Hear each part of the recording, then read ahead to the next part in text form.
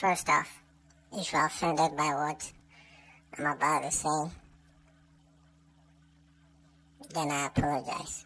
I'm not apologizing because I'm feeling guilty, or I feel bad, or I'm not understanding. I'm apologizing because you're a crybaby and you cannot tolerate other people's opinion. Thank you.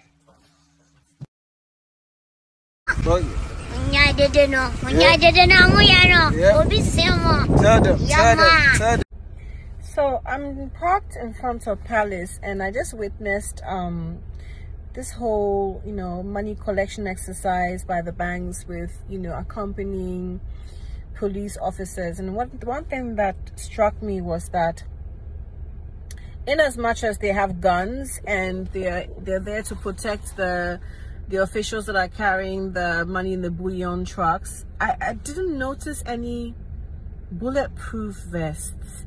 None of them, not the police officers, not the driver, not the bullion, I don't know, padlock, key holder, had a bulletproof vest. And I'm just sitting here thinking that if I was a potential criminal and I observed their patterns and the times that they came to drop off and pick up and whatnot, it's quite easy to kind of, attack and harm, sadly. So maybe it'd be best for the officials to equip these people from the police force to the workers from the bank with bulletproof vests. Food for thought.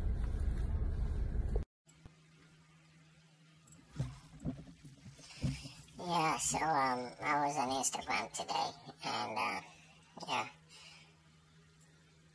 I was on my crush as well.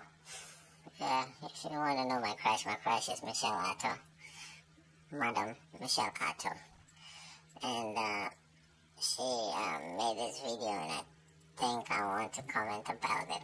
So Michelle Attoh is the host of Today's Woman on TV3, and I think she used to be an actress when I was growing up in the 90s and 2000s. I think she has featured in some movies in later times, but yeah, I think now she's more into TV hosting, and I think she's a marketer and event planner.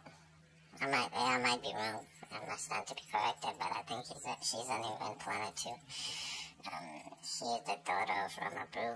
Rama Brew was also an actress. And yeah, so according to her, she was at Palace Mall, and she noticed that the bullion vans that were transporting money from banks were in the police officers guarding those bullion vans didn't have bulletproof vests.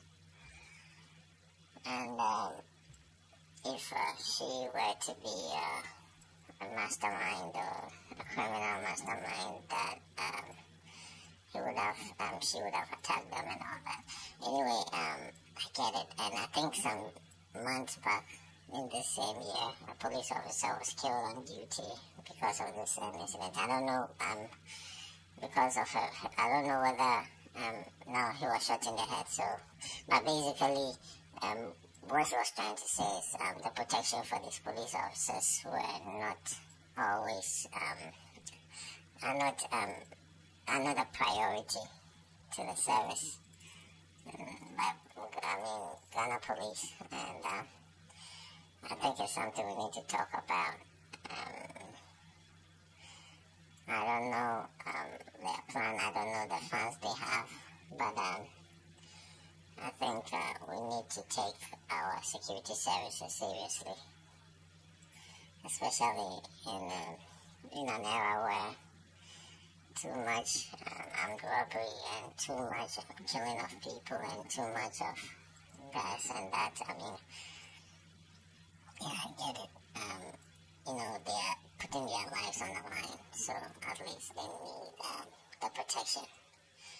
And I think one thing about Ghana that I have a problem with is how we generate money, how we maintain stuff. That is my problem. And I think, I don't know if it has to do with, it has to do with the economy. It has to do with our way of life. It has to do with how we treat work. It has to do with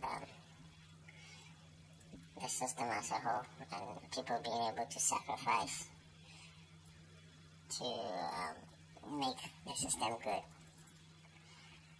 I hope and pray that we become nationalistic. I hope and pray that we become patriots. I hope and pray that we would realize that if we sacrifice and build our system now, it would help us. It will help our next generation. That's all I have to say. Thank you. In the line of, in the period of anti-LGBTQ bill in Ghana, there has been an influx of intolerable societies from both the far right and the far left. And the far right being the conservative people, those who are for the bill, and the far left are for other open-minded, what Americans call leftists or liberals. And the far left are those who are against the bill, the anti-LGBTQI bill.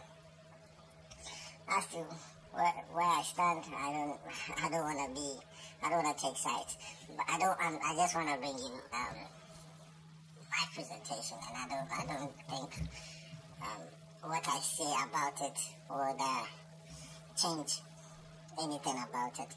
Anyway, from Twitter, American Twitter, from American Twitter and American social media, and basically American media, there is this sense of intolerability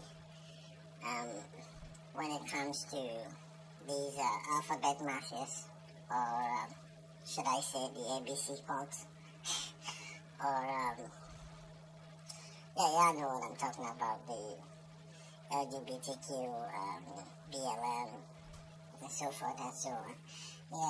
There's this sort of pattern where they take, for example, if somebody makes a simple conversation, or somebody makes a joke, which,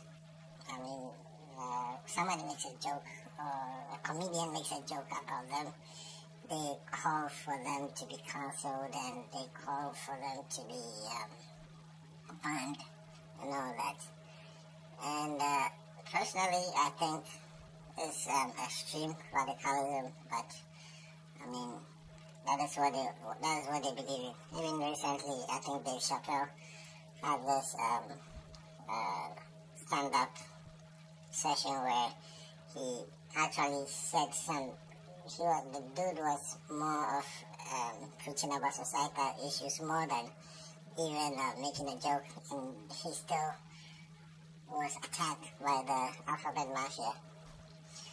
And in light of this anti-LGBTQI bill by spearheaded by what's the name, Honorable Son George, there is this thing I've also seen on these supporters or affiliates of the Alphabet Mafia,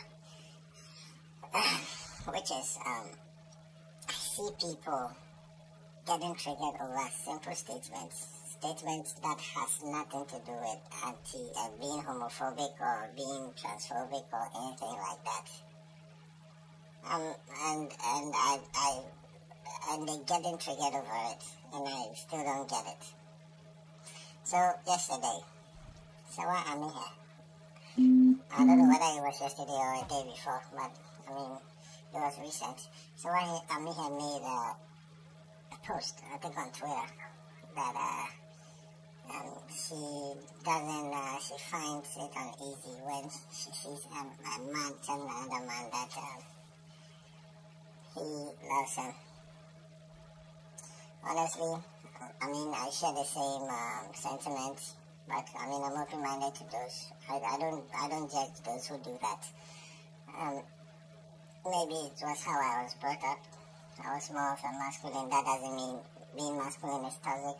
Where, I mean, I know a lot of feminists have this notion that being a masculine person is toxic and all that. Anyway, I digressed. So, Serwah made this statement, and I saw some of these Alphabet Mafia affiliates in Ghana doing took the post personally, and I still don't get it. Someone makes a statement and you don't tolerate, or you don't agree with it. Have a dialogue with the person, educate the person.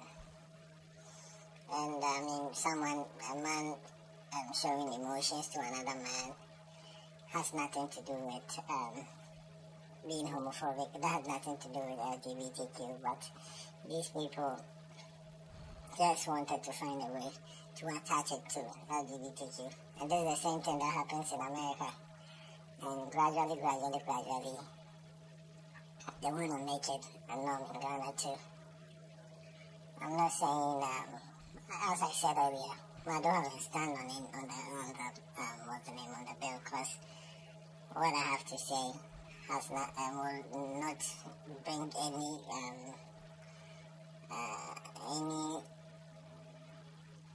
contribution to it. All I'm saying is, be careful what you actually get at, because nowadays social media is making people snowflakes, and by snowflakes I mean oversensitive people. We have serious issues to deal with. Thank you.